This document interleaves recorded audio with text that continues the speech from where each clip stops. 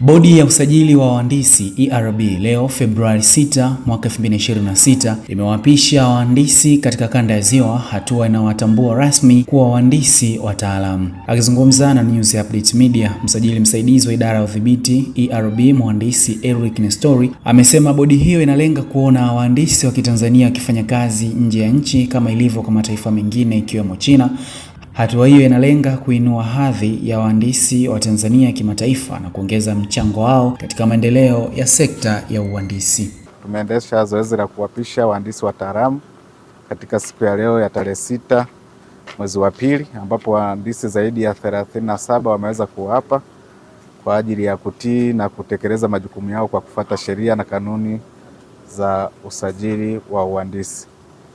Kwa hiyo fani ya uhandisi ilivyo ambavyo ni fani ya ushindani kuelekea saa hizi tunavyoingia katika ushindani wa teknolojia, tunategemea hata sisi bodi ya uhandisi tuweze kuzalisha wahandisi wengi ambao ni wataalamu watakaoweza kwenda kushindana katika nchi nyingine za Afrika Mashariki na Afrika kwa ujumla, ili tuweze kuuza hata bidhaa ya taaluma ya uhandisi nje ya nchi.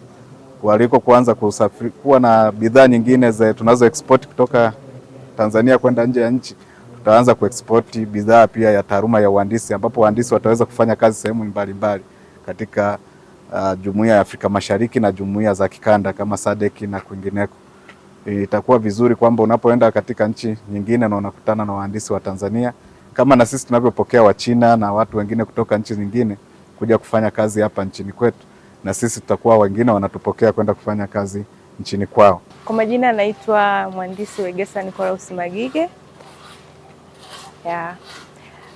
Tunashukuru Mungu kwa kuweza kuwapa leo kama professional engineers, na kupitia kiapo hiki cha leo tunaahidi kuweza kutekeleza misingi ambayo imewekwa ya kihandisi katika utekelezaji wa kazi zetu za kihandisi. Tutafuata yale yote ambayo tunahitajika kuyafuata kama wahandisi, kufuatia kile ambacho tumekiapa. Pia tunaahidi kuweza kufuata sheria zote ambazo zimewekwa za kihandisi kupitia sheria za nchi yetu. Kwa hiyo tunashukuru sana leo kwa kuweza kupokea kiapo hiki. Tunaishukuru pia bodi ya usajili wa maengineer ERB kwa kuweza kutufikia huku, make ni wengi ambao wanatamani kufikiwa, lakini kulingana na umbali labda wa ofisi zilipo, lakini tunashukuru kwamba Zono uwapaji ambao unafanywa kizono tumeweza kufikiwa, hata wale ambao tuko mbali kwa kanda ya Ziwa tunashukuru sana tumeweza kufikiwa na tumeweza kufanya kile ambacho kinahitajika kufanyika.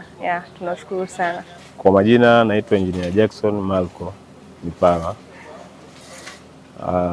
Leo tarehe 6 mwezi wa pili 2026 tulikuwa na eventi mahali hapa ya kupata kiapo kwa ajili ya kuthibitika kwa wahandisi mahiri, na pamoja na kula kiapo kuna mambo ambayo tumeelezwa ya kutekeleza ya kuyatekeleza wakati wa utekelezaji wa majukumu yetu ya kila siku, ikiwa ni pamoja na kufuata maadili, miiko, taratibu na kanuni za maadili ya uhandisi mahala pa kazi, kwamba